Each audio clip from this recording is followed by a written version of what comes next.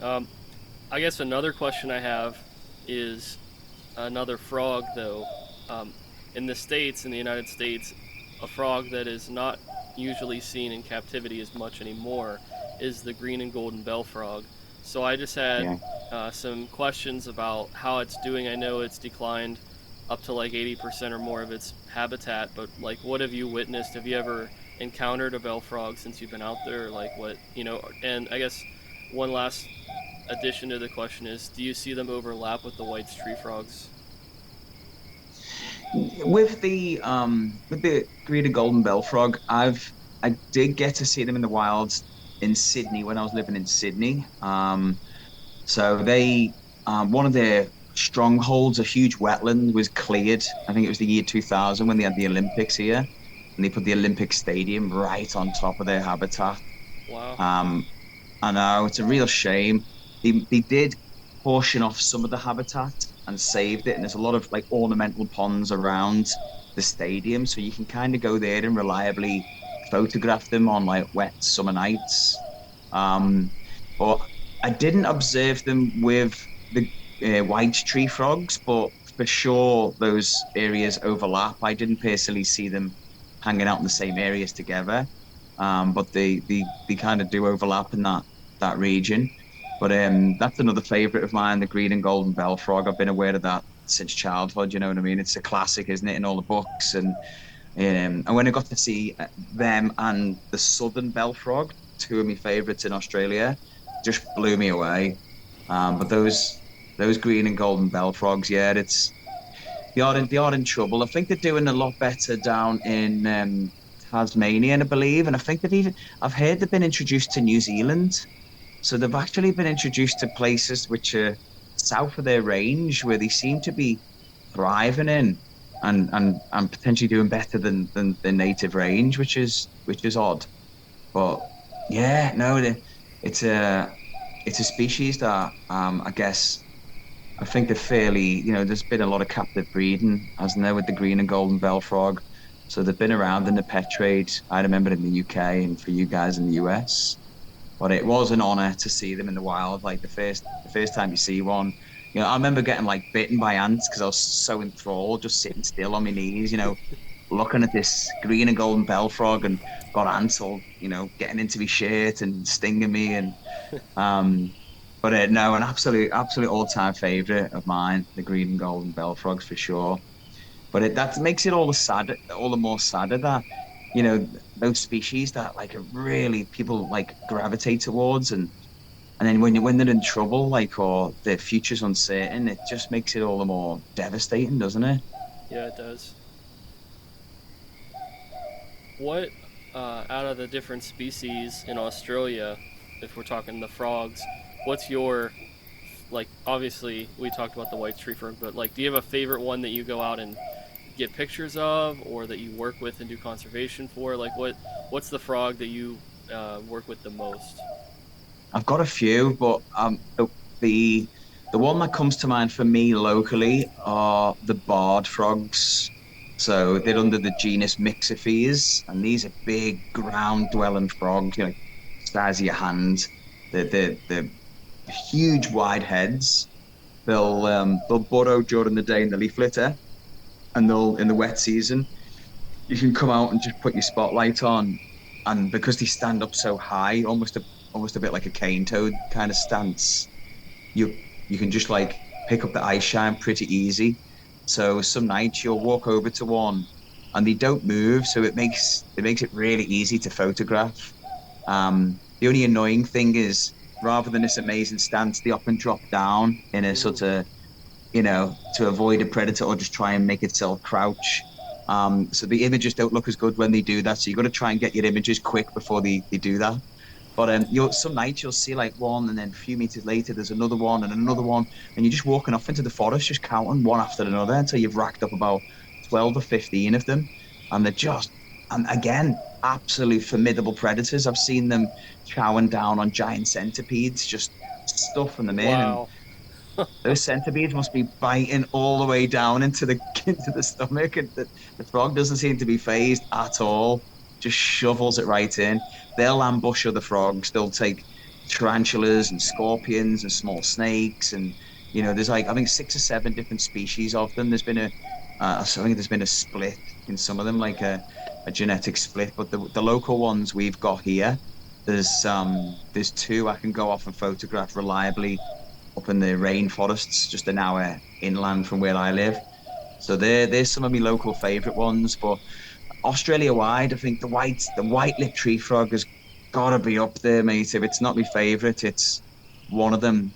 When you're looking at a 15 centimeter huge, athletic looking frog, and I've sat on friends like balconies up in Cairns, and we've watched them like just ambushing the geckos around the lights. Wow. You know what I mean? Like the, That's the insane. gecko. It is. The geckos are chasing the moths, and the frogs are chasing the geckos. Um, Same again. They'll take anything that moves, and I've seen them deep in the rainforest at the start of the wet season when I've been camping up in North Queensland, and just seeing them in that position, like just like halfway up a branch, looking where to jump next, and they've got some jump on them, I bet. and and the call is so loud, they're just incredible. Like they're just like without doubt one of my favorite Australian frogs. Every Did time I see them, it's like I've seen them for the first time. It's just like, blows me away all over again. did they Fantastic. cohabitate with the white tree frog?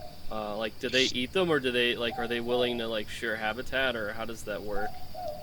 Yeah, so they do overlap with them. So that the white-lipped tree frogs start when you get into the full tropics of the east coast of Australia. So there's a little town called Early Beach, which is a real good gateway to the Great Barrier Reef. The white-lipped tree frogs start about there, so it's probably about 3/4 of the way up the east coast, and they go right up to the top, up right throughout that peak in Queensland. So the overlap with the white tree frogs. Um, once the white tree frogs are adults, the white-lipped can't really be a threat to them, but for sure, vice the white-lipped would have no bother eating a small white-lipped, and a large white-lip would have no bother eating a small white tree frog, I guess. But I've seen both of them hanging around in friends' houses. You'll see like one on you'll see a white tree frog just sitting on a fence, and then there's a white-lipped over by the light. They don't seem to bother each other. I think the frogs of all those similar sizes just kind of get on with it and carve out the territory between them. You know what I mean? Sometimes you see Yeah. them sitting on top of each other though, as well, and so they seem to be yeah, pretty tolerant of each other. Plenty of food though. I think there's more than enough insects in the tropics, especially in the wet season. And They're geckos, I just guess. a lot of gecko. And the best thing is those geckos that they're eating are Asian house geckos. They're introduced. Oh, So the okay. the native to Southeast Asia. If you've ever been to Thailand, you'll see tons of them around the lights there. They've come in as stowaways in like cargo into Australia, and they've kind of colonized the tropics. But I never see them in the bush. I only ever see them around houses, funnily enough. But the white-lipped and the white tree frogs as well, I've take great pleasure in devouring those geckos. I mean, what a protein boost! I A can't nice imagine. Yeah. nice big morsel of food for the frogs for sure. Wow. I think it'd be cool if you had if we set a bounty here, two different ones. One would be if you could get it doesn't have it could be phone quality, but I'd love to see a scene of a white-lipped going after a gecko. I think because I don't know that Right? I've ever seen that on YouTube. That would be Yeah. awesome if you could pull that out and share that with us. Uh, and another one would be if you could find in a close enough area the bell if you get the chance to observe the bell frogs and the white tree frogs, because I'm a little bit more vested with that one because I keep them in a tank together, and it would be really cool to know that they are cohabitating in the wild similarly. Yeah. To me, that Yeah. would be Yeah. interesting. Oh, 100%. Look, I've got a good friend who I do. He grew up here, and we've been on a lot of adventures together all around this country and Borneo and other places. I'll get in touch with him because he spent time down there. He might have images of those overlapping, being in the same habitat in the same part of New South Wales. I'll see if I can dig something up for you there, mate. I know you'll appreciate that for sure. And Yeah. if I don't have footage of the white lips eating the geckos, but I still have friends up in Cairns, and I'm actually going up there next week for 3 weeks. So I'll pop over to my mates, and but it's winter now. The only downside is the nights are cool in Queensland now. The humidity's right down, and the frog activity is quite low. But I'll see if my friend's got any footage because this is just going on around his light in his garden. You know what I mean? He sits out on his veranda looking at this stuff like regularly throughout the summer. Um, I would have killed to have grown up there. You know what I Yeah. mean? Just oh God. But yeah, no, I'll see what I can do for you. Yeah, if he sets up a trail camera, he might be able to get a lot of it happening. Like, he can have a time lapse probably of like a new gecko coming and then the same frog eating them. You really could, couldn't you? Imagine 12 hours of that. As soon I as the can't sun goes imagine. down, and I know I want to see it myself. You know what I mean? I've seen them hanging around, but I've never seen them actually taking the geckos. I've seen them.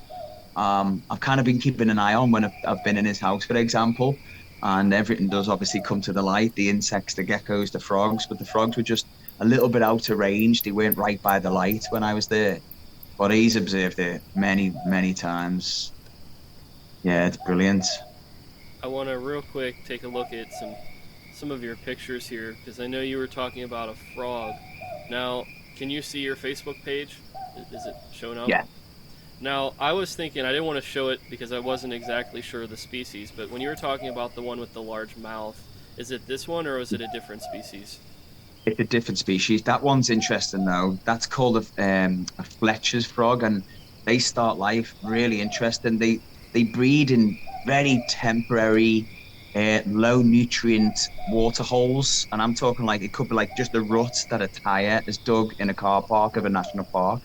They'll breed it. They'll have like a foam nest in these very temporary pools with not much food in them, and the tadpoles just go nuts and just cannibalize each other until only the strongest climb out of that pond. That's how they start life. Almost like a baptism of fire with the old Fletcher's frog. Oh, and this Um, is a different. So these are two different species. they're the same, just two different individuals. Wow, look at the color on Yeah, that. I know. I'm pretty sure that's a male, that one, and the other one's a female. The other That one was makes a a lot lot of bigger. sense. Yeah, Yeah, he was makes a a lot lot of bigger. sense. So they are foam.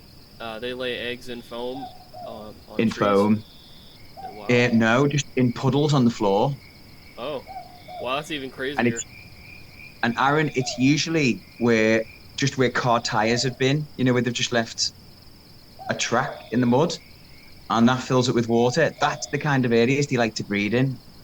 Yeah, they stay away from the other frog ponds, and they purposely pick out these places where there's not much food, not much competition. It's just the tadpoles compete with each other until only the strongest metamorphosize and climb out. Really interesting start to life. That's that's amazing. Now, what I'll about this I'll here?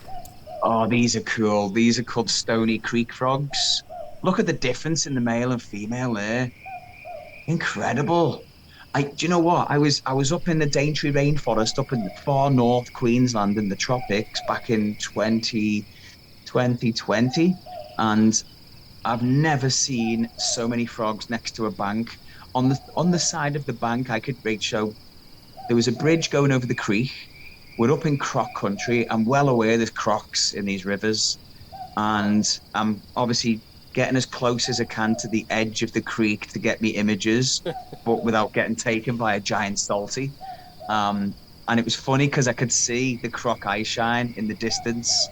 There was a big one. It's the eye shine was you could see by how far apart those eyes were on the croc that he was a big boy, but he was quite a way away.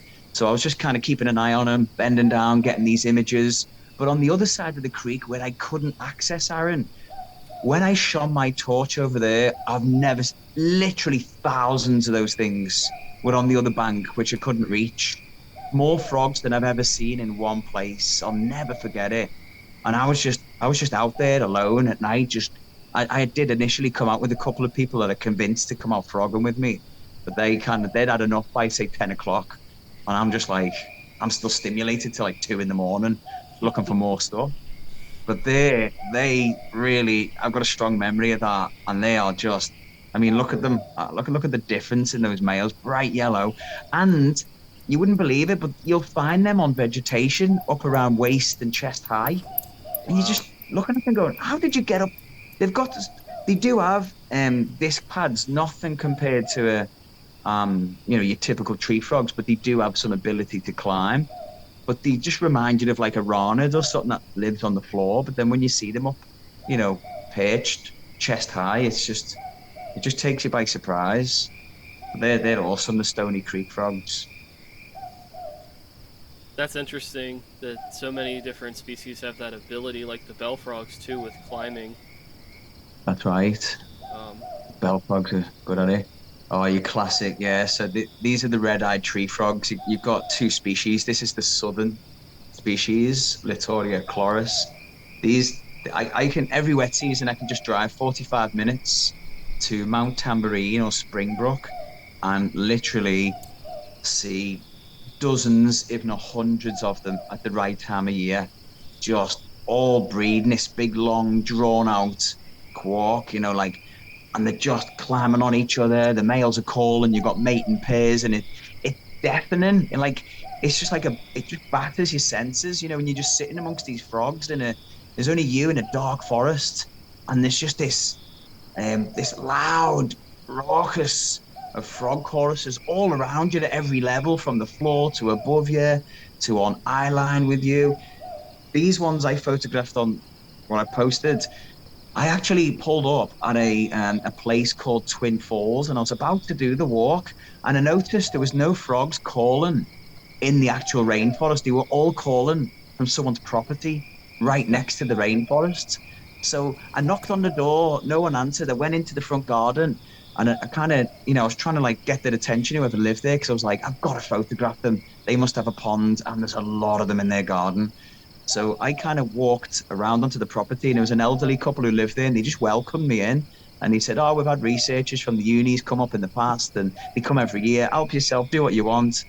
So they had I could see why the frogs were calling from their garden, because they had a few different ponds, but some of them were really right out in the open. So they're obviously getting the sun all day, warmed up the water, and the frogs were all choosing them. And I've got some wild images of them just sitting on the top of garden gnomes, on decorations hanging on the wall. And I only posted a couple, but I've got a load more I can put on there, and they were all from this couple's property. One of my favorites, the red eye. Yeah, that's one of the ones sitting on. Wasn't a gnome in that case, but it was some of the sort of little decoration in the garden. But they're amazing. You can see them in by the hundreds the right time of year. Usually October, November, the start of the wet season. wow. Yeah, Oh, these are cool. really cool. I don't know that.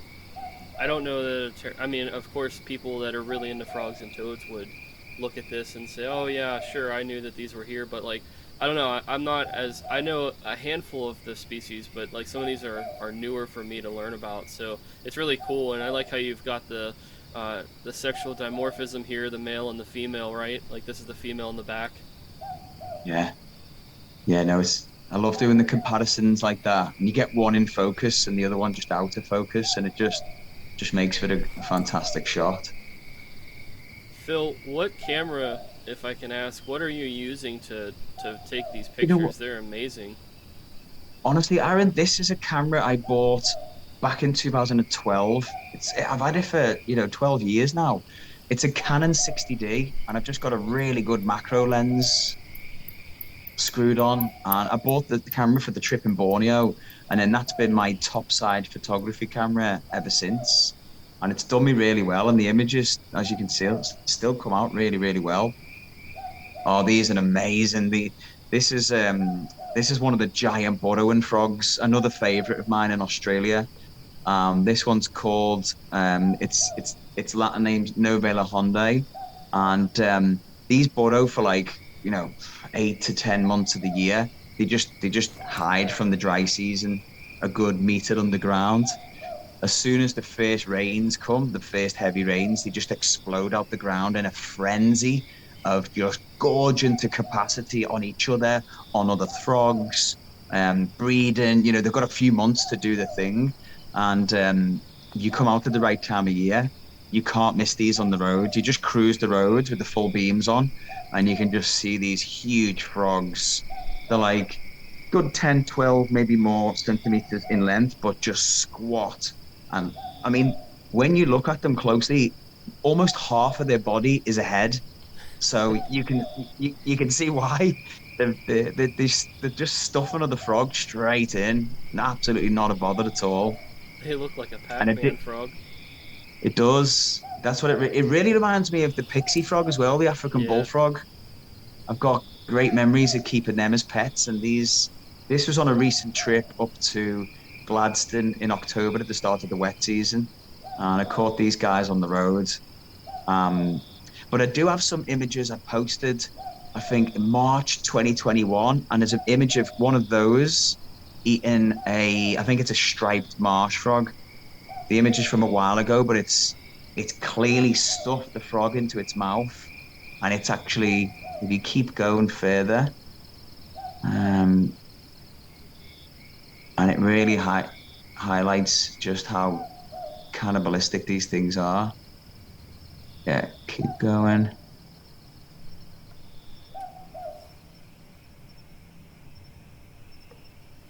There's a lot of fantastic pictures on here. There is. There's uh, should be around this time. Yeah, there it is. It's on my, yeah. Click on that. Oh So man. that is. You know what? Actually, that's a striped marsh frog. It's a different species, just as cannibalistic as the Burrowing frog, and it's stuffing a Tasmanian. They call them Tasmaniensis. It's stuffing one of those, a spotted marsh frog into its mouth. And I just come along, crossed that on the road, and the frog's like, it's not even like a small frog. It's eating a frog about, the third of its body weight. And that's what you see in the wet season. It's just like every opportunity must be taken, you know what I mean, while they can, because they've got to endure the dry, from as soon as as soon as April kicks in, there's no more action till the following like October, November. Insane. It is very insane. That's Just think of that though, like a frog eating another frog like that, like the growth spurt that would get out of dissolving something that's a third the size of its body. It's like it just really helps them put on weight and get ahead of the game. You know what I mean? It's just and they're so plentiful as well. There's more than enough frogs around in the wet season that them eating each other is is like, why not? Basically, it's just another source of food and tons of it. Have you ever filmed them or seen them yourself eating snakes as well? No, Aaron, and I'm waiting for the day that I do. I honestly, it's going to happen soon. I'm going to come across one just stuffing a snake in, and believe me, I'll have the camera at the ready. But at this stage, not yet. Oh, are these dingoes? Yeah, they were dingoes when we were on Fraser Island at Christmas. Oh, it looks like So they're. Fraser Island, amazing. It's the biggest sand island on the planet, and it's the last. I think it's the last place in Australia where you get the purebred dingo. On the mainland, a lot of their populations have been interbred with domestic dogs, sadly. So that pure bloodline still exists on Fraser Island because they're cut off from the mainland dogs. But it was an honor to just see them running around in packs or as individuals, and yeah, it's So, wild. are they truly native to Australia? The dingo? They've they, there's been a lot of debate about this. That they're thought to have been brought in, but we're talking like tens of thousands of years ago. So they're meant to be descendants of Asian wolves. So I don't think they have an exact figure of when they've come over from mainland Asia, but they are considered naturalized and native, just being around for so long now. But you can see. I mean, I didn't feel a threat with dingoes. Some people are really worried about them because there's been some attacks and there's even been a couple of fatalities. But generally, it's the really young, well, teenage dingoes trying to prove themselves. Some of them might gang up on a young child, if the child's left alone, because they're still proving themselves in the pack. But generally, from what I've experienced, they just didn't really show any interest in me. They were just kind of following the fishermen around, seeing if they could get a free feed. So I got to get quite close up to them to get those images. Now I know I don't want to go too down that rabbit hole, but I think we got to talk for a second at least about the potential thylacine. I know that that's been a big thing of Forrest Galante and those guys, but I mean, Yeah. with you being out, in a lot of remote spots and seeing dingoes and other animals as well. I mean, do you like? Is it a controversial thing in Australia, like for people to still believe it, or like where are you at with the whole thylacine thing? I I honestly think that so this is my frame of thought. I think they're hanging on in Tasmania, which is obviously cut off from the mainland and still has some of the best, primary rainforest left in the country. Funnily enough, I was down in Melbourne visiting a friend for the weekend, and I was in one of the local pubs there, and I was waiting for my friend to come and meet me, and I just got talking to this guy at the bar, this older dude, and we got talking about animals and wildlife, and he was an ecologist, and we just sort of hit it off, and he was telling me about two Dutch researchers that he's worked with for years, or he knows very well, and he said they were studying, I can't remember which mammals, but they were studying other groups of mammals in the forests of Tasmania. And they swear on a really rainy night when they was stopped on the road with the window wipers on, they swear a thylacine crossed the road, kind of looked at the car and the headlights and carried off into the forest. And again, don't have the proof of it, but he said these guys are reliable. Like they know this stuff, and they wouldn't just help. There's no interest in telling those lies.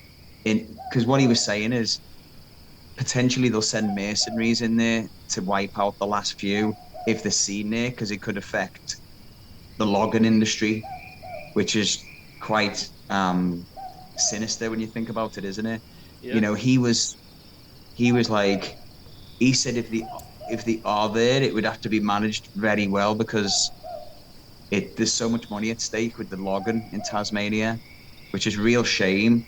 But I personally believe the thylacine is hanging on in some parts of Tasmania.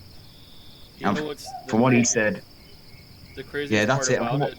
Um, in my opinion, if you think like if there already were mercenaries hired, like they might have already seen them and disposed of bodies, and they're just kind of out there. Exactly. Like, there's probably random people out there that in 30 years, whenever they're in a nursing home, they roll over and say before they die, like, "Oh, I was one of the last people to see a thylacine and had to shoot it," or something. Like, you never know those Yeah, types of confessions.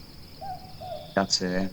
That's It's a it. I mean, shame. I hope that's not the case, but yeah, there's a lot of money at stake there, and obviously the logging would be hindered if they were reliably reported. And yeah, but I would like to. I'm hopeful that they're hanging in there in Tasmania.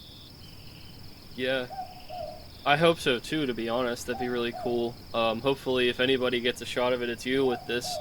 Like I said, amazing, well, different lenses. Here we go. Classic Oh yeah, there you Australian go. green tree frog. There we go. And that was in a rainforest in Buddera in the Sunshine Coast, about 2 hours north of where I'm from. And there's this lovely little pocket of rainforest with a big creek going through it, just in suburbia.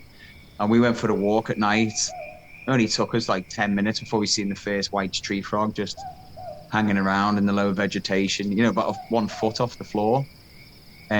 That's where they seem to hang around. They're often on the floor or very close to the floor where they can ambush insects. I don't. I tend. They seem to love fences as well. They just love posts and man-made fences, and they've got all this amazing habitat, and they always hang out on like a brick wall. It's it's so funny.